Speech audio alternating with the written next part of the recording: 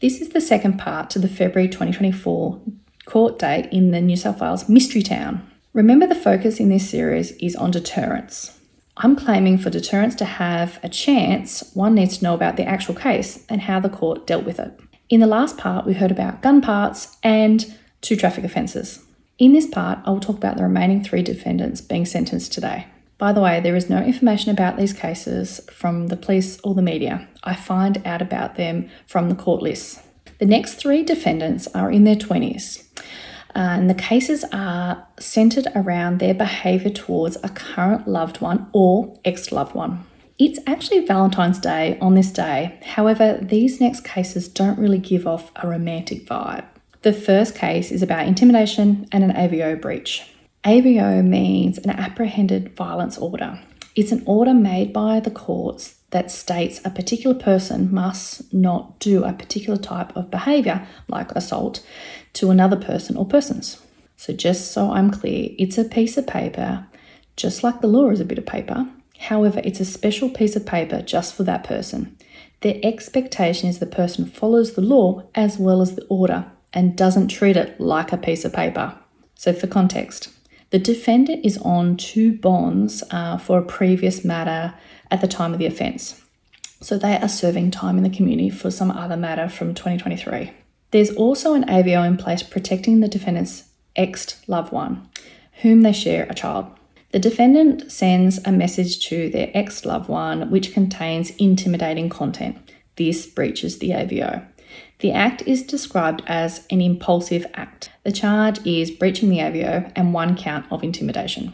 Looking at patterns in statistics, it looks like about 6,000 to 7,000 people will be charged with breaching a violence order this year. This is one of them. Whereas I couldn't work out the statistics on the intimidation charges, I honestly got a bit lost on their webpage. The defendant pleads guilty. The defendant is fined $800 for contravening the existing CCOs, Community Correction Orders, and they are refreshed, meaning the time starts again. The defendant is sentenced to 80 hours of community service, and another community correction order for 18 months is applied, which includes staying away from drugs and alcohol. That's 3 community correction orders and an AVO in place for just this one person. Plus, the person is expected to follow the law just like the rest of us. The court is told the defendant has recently sought support from a community group. It's mentioned that when the previous community correction orders were imposed, the defendant was referred to support or treatment groups then. I noticed that there is hope that the defendant engaged in that treatment. I thought that there was a missed opportunity to look back and check, did they actually seek the treatment? Because I felt this was a bit of deja vu. I felt this sentencing scenario had only just happened last year and the defendant has returned back to the same spot. In summary, best avoid impulsive messages, consider better relationship goals with ex-loved ones, and hold on to hope there won't be any reoffending. The second case is about an assault with a golf stick, or maybe you call it a club, but the stick thing they use on the golf courses. There's a range of different types of assault offences. It's not explained which section of the Crimes Act this one is. However, from the discussion, I take a guess that it is assault occasioning actual bodily harm. It's section 59 of the Crimes Act, and we're in New South Wales. The law states whoever assaults any person and thereby occasions actual bodily harm shall be liable for imprisonment for 5 years. This is different to common assault where there is no bodily harm, and it's also different to sexual assault or assaults against police officers, etc., etc. Unlike the previous case, this defendant has no criminal history and no AVO or other bonds in place at the time of the offence. The situation is the defendant is visiting their kids and their ex-loved one. There is a discussion between the defendant and their ex-loved one. The defendant gets into an argument and hits their ex-loved one with a golf stick on their leg. This causes bruising, therefore an injury or bodily harm. The court is told the children don't witness one parent hitting the other parent with the golf stick. The magistrate spells out that people cannot just get angry, get a weapon and do such an impulsive act. By the way, the act is considered aggravated because they used a weapon, the golf stick. The defendant pleads guilty. The sentence is an 18-month community correction order and a $900 fine. There is now an AVO in place as well, which has already been finalised. In conclusion, it would be good to raise awareness for other people who might have similar ideas about hitting loved ones or ex-loved ones with golf sticks. However, there are no details of the case in the public domain, so it's unlikely people will know about the case. The last case has multiple offences. So, a disclaimer here if I get anything wrong. It's sometimes really tricky to follow when there's multiple offending or existing orders that have been contravened. They're sentencing multiple offences at the same time, and it can be confusing. Not confusing for the court because they have all the paperwork. I mean confusing for us in the gallery trying to follow. It starts when the defendant consumes alcohol and decides to drive somewhere to go fishing. They are charged with mid-range drink driving and driving on a suspended licence. By the way, mid-range drink driving is having a blood alcohol level of 1.5 to 3 times more than the legal limit. While waiting for this court date, they decide to do another offence. There is already an existing AVO in place to protect the defendant's current partner, their current loved one. They live together and share children. It is not uncommon for an AVO to be in place for people who live in the same house.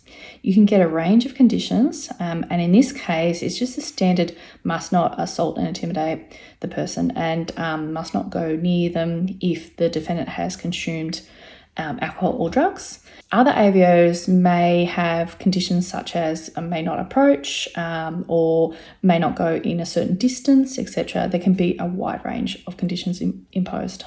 Anyways, the defendant sends their loved one 50 messages, which results in the police becoming involved. To be clear, the behaviour of the defendant resulted in the police becoming involved in what is supposed to be a loving relationship. The only explanation the defendant gives is that they hadn't touched alcohol since the drink driving incident. However, they had been smoking ice, but only because everyone else at their workplace was, and therefore they were just joining in. Honestly, at this stage, the room is feeling more like a relationship counselling session than a courtroom.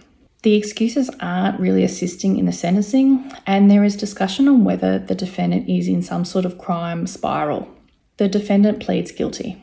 They lose their licence for 3 months and are fined $990 and $660 for the traffic offences, plus will have an interlock installed for 12 months when they get their licence back.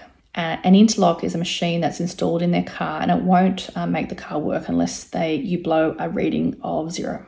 They are sentenced to a community corrections order for 14 months, which includes not touching drugs or alcohol. In summary, for all of these 3 cases, I really felt the AVOs were being treated like a piece of paper. I'm not sure how the law can deter the defendant or the community, for that matter, in these types of relationship offences. Maybe I need to follow more of these cases to understand. I just saw people who needed a court to come in and order them to behave appropriately towards a person that they are in a loving relationship with or were in one with. So honestly, I don't know. I don't really get it. I thought they were really lucky that the children within the relationship did not directly witness the offence. The reality was the offence was done in a way that only impacted on the loved one or the ex-loved one. I wasn't sure whether that was deliberate or just really lucky. Love is not in the air as the court finishes up on Valentine's Day. So this court in the mystery town in New South Wales sits again in April. In general, they were a friendly bunch. Everyone seemed to know each other. The police popped in for a chat because the police station is so close you can see it from the courtroom gallery. Some of the defendants were unrepresented. However, there were solicitors representing others. I think one solicitor may have been doing legal aid cases. I mention this because back home in the Lower Hunter, we have solicitors. You can access legal aid. There are also other opportunities for advice. For example, you can go to community legal centres, or the Newcastle Uni has opportunities. I was interested in seeing the difference. One of the defendants asked me if I was from the newspaper. By the way, I was the only person in the gallery madly scribing away with my pen and paper everything that was going on. At one stage, something was said and people turned and watched me write it. They were okay. I'm not a local. I wasn't surprised that someone politely asked, "So, who are you?" I am in their town. So let's see how I go in April when they sit again.